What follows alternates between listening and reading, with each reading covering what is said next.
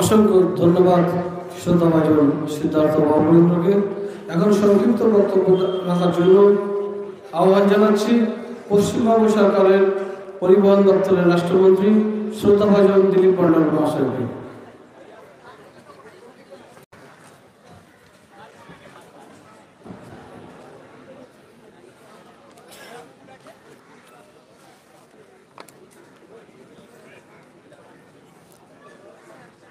আসসালামু আলাইকুম।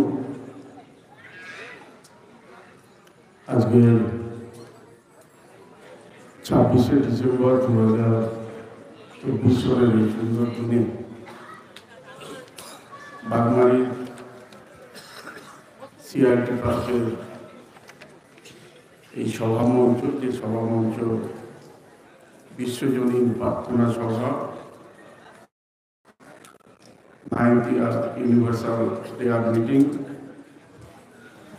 আজকের দিনের প্রিয় সঞ্চালক, মঞ্চে আমাদের মধ্যে উপস্থিত স্থানীয় বিধায়ক সম্মানীয় শক্তি পাণ্ডে মহোদয়া, মঞ্চে উপস্থিত একটু আগে বক্তব্য রেখেছেন বিশপ ডক্টর শ্রীকান্ত দাস, ময়না রাজ পরিবারের অন্যতম সদস্য মিস্টার সিদ্ধার্থ সহ অন্যান্য যারা অতিথিবর্গ, মঞ্চের সামনে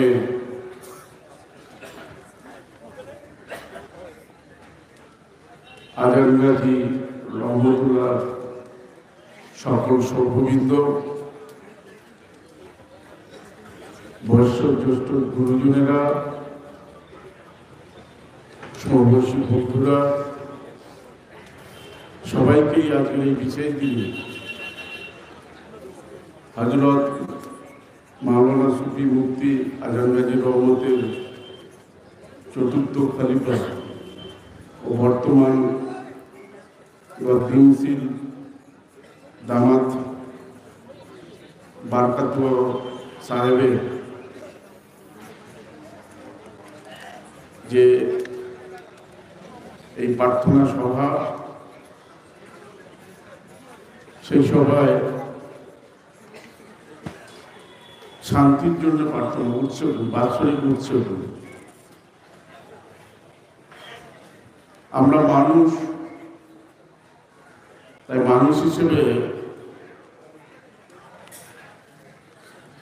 কথার মধ্যে বলা হয় যে জন্মিলে মরিতে হবে, অমর কে বা কবে।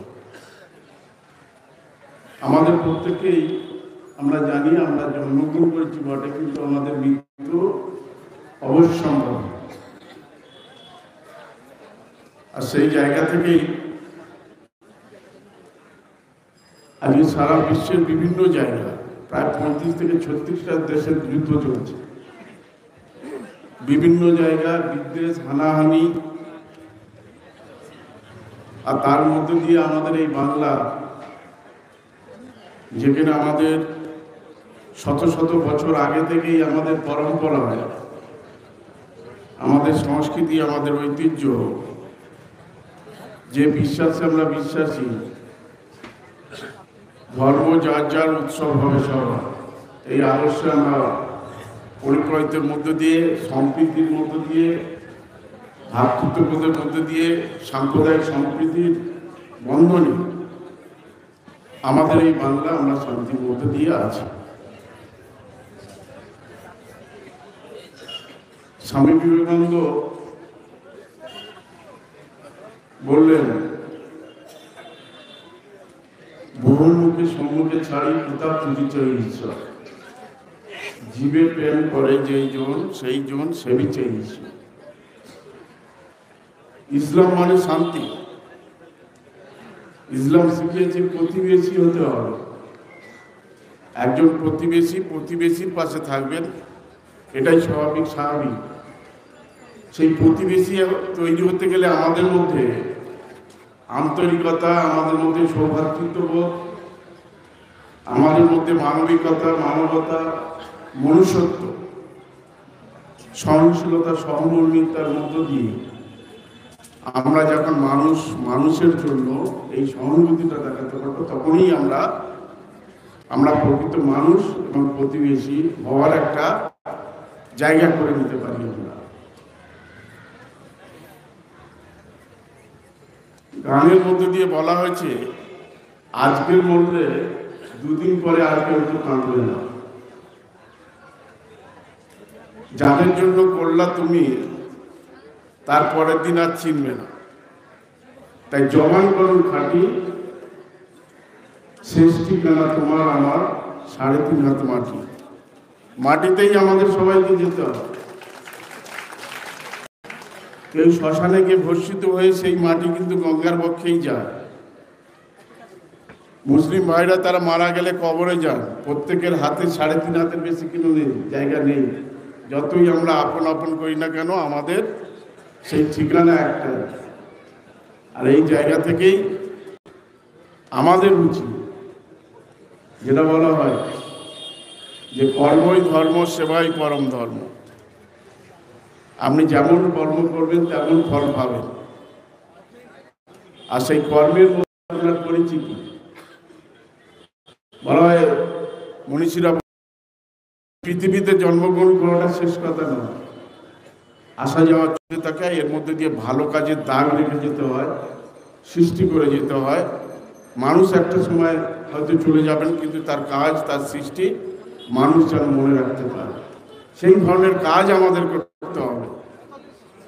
আমরা জনপ্রতিনিধি, আমরা জনগণের প্রতিনিধি। আমরা হয়তো হিন্দু ধর্মের একটা পরিবার থেকে জন্মগ্রহণ করেছি, কিন্তু আমাদের দায়িত্ব সকল ধর্মের মানুষ তারা স্বাধীনভাবে তাদের ধর্মচারণ করবেন। আর সেই ধর্মের মধ্যে অন্য সম্প্রদায়ের মানুষ, অন্য ধর্মের মানুষরা, তাদের মধ্যে সমন্বয়, তাদের মধ্যে ভ্রাতৃত্ববোধ, তাদের মধ্যে বিশ্বাস, আস্থা, ভরসা, তাদের মধ্যে সমন্বয়ের মধ্য দিয়ে, সংঘবদ্ধতার মধ্য দিয়ে একতা তৈরি করে ঐক্যের বাতাবরণ তৈরি করার দায়িত্ব, দায়বদ্ধতার কর্তব্য আমাদের জনপ্রতিনিধি। আমরা সেই দায়িত্ব পালন করে চলেছি। কখনো আমরা দুর্গা পুজোর সময় বিভিন্ন উৎসবে আমরা যাই, কখনো ঈদের উৎসবে আমরা বিভিন্ন জায়গায় যাই, কখনো আমরা 25শে ডিসেম্বর বিশ্বপিতা যীশু খ্রিস্টের জন্মদিন, সেই দিনে আমরা বিভিন্ন উৎসবে আমরা অংশগ্রহণ করি। যিনি শিখিয়েছেন ক্ষমা করার শিক্ষা, যিনি স্নেহ ভালোবাসার মধ্যে মানুষকে আপন করার কথা বলেছিলেন,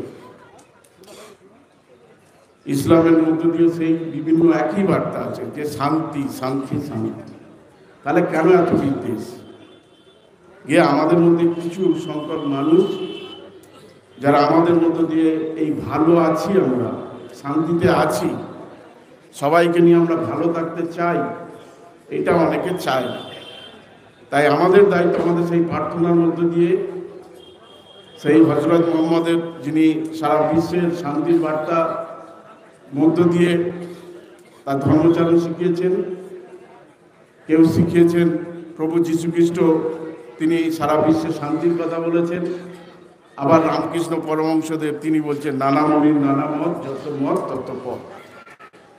যত মত তৈরি করবেন তত পথ পার হবে, কিন্তু পথ কিন্তু একটা জায়গায় গিয়ে দাঁড়িয়ে গেছে। সেটা পরম কৃপাময়, তিনি ঈশ্বর হতে পারেন, আল্লাহ হতে পারেন, ভগবান হতে পারেন। এই জায়গা থেকে তাই আমরা চাইব যে সত্যের জন্য প্রার্থনা, যে স্বচ্ছতার জন্য প্রার্থনা। এই আপনারা হয়তো অনেক ভালো সুন্দর করে প্যান্ডেল সাজিয়ে করতে পারতেন, এমন কিছু ব্যাপার না, কিন্তু এটার মধ্যে একটা স্বচ্ছতা আছে, এটার মধ্যে একটা সততা আছে, এটার মধ্যে একটা ত্যাগ আছে, যে আমরা আমাদের নিজেদের স্বচ্ছতা এবং সততা, ত্যাগের মধ্য দিয়েই আমরা আমাদের ধর্মচারণ করব। তাতে কেউ আসবে না আসবে, এটাই আমরা চাই, তাই তো? এটাই চাই। আর সেই জায়গা থেকে আমরা চাইব আমরা সবাই মিলে এই বাংলার মাটিতে যেভাবে অন্যান্য জায়গায় হানা দিয়ে নিজেদের মধ্যে বিভিন্নভাবে হানাহানি করছে, রক্তপাত করছে। এই জায়গা থেকে আমাদের সবাইকে চোখ ঠিক রাখতে হবে। আপনাদের চোখের মধ্য দিয়েই আমরা বুঝে নিতে চাই। আমরা আমাদের চোখের বিভিন্ন সম্প্রদায়ের মধ্য দিয়ে সেই আমরা দৃষ্টি রাখতে চাই, সজাগ থাকতে চাই। কেউ কোনোভাবে আমাদের মধ্যে যে শান্তি আছে, আমার মধ্যে ভালোবাসা ঐক্য রয়েছে, সেই ঐক্য কোনোভাবে না বিঘ্নিত করতে পারে। এই প্রার্থনা, এই চেষ্টা, এই সংঘবদ্ধতার মধ্যে, ঐক্যের মধ্যে, একতার মধ্যে আমাদের সেই জায়গাটাকে তৈরি করতে হবে। তাই আপনারা সবাই মিলে সেই প্রার্থনা করুন আমরা যেন, এবং সেই আল্লাহ আমাদেরকে যেন সঠিক পথ ধরে, ঈশ্বর আমাদেরকে সঠিক পথ ধরে, ভগবান আমাদের সঠিক পথ ধরে আমাদের যেন এগিয়ে দিতে পারে। তাই স্বামী বিবেকানন্দ বলেছিলেন, জাগো ওঠো, যতক্ষণ না তোমরা স্ত্রীর লোককে পৌঁছতে পারছো ততক্ষণ থেমে থেকো না। আমাকে থেমে থাকলে হবে না। আমাদের হিন্দু ধর্মে একটা বলা হয় যে যতই যাও না গঙ্গার কাছে, যতই করো গঙ্গার স্নান, বাবা মাকে বাঁচলে না ভালো, সন্তুষ্ট হয় না ভগবান। অর্থাৎ বাবা মাকে ভালোবাসতে হবে। বাবা মারাই আমাদের ভগবান, তিনিই আমাদের গুরু।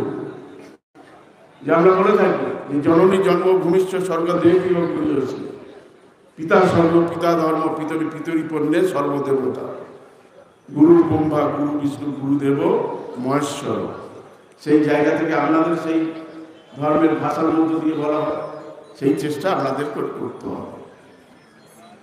আমরা মানুষ, মানুষের মধ্য দিয়ে, মানুষের ভালোবাসার মধ্য দিয়ে তাদের যত পাশে আমরা থাকতে পারবো, ঈশ্বর ততই সন্তুষ্ট হবে। এটাই বলা হয়, যারা মানুষের জন্য কাজ করেন ঈশ্বর তাদের প্রতি সদয় হবে। আমরা তাই বলবো। বেশি কথা না বলে আমার আর একটা জায়গায় প্রোগ্রাম আছে, আমতলা এখন যেতে হবে, সরকারি প্রোগ্রাম। তাই সবার শেষে সেই প্রার্থনায় আমি করব, ঈশ্বর আল্লাহ তের নাম সব পশুমতি দেব ভগবান। সবাইকে ভালো থাকবেন, সবাই মঙ্গলে থাকবেন। নতুন বছর আমরা যেভাবে শান্তির মধ্যে দিয়ে, আমরা সংঘবদ্ধতার মধ্যে, ভ্রাতৃত্ব বন্ধনে আমরা যেভাবে ভালো আছি, আগামী দিন কয়েকটা, এই বছর সামনের বছরও আমরা যেন সবাইকে নিয়ে ভালো থাকতে পারি। সবার মঙ্গল কামনা করে, সবাইকে সুস্থতা কামনা করে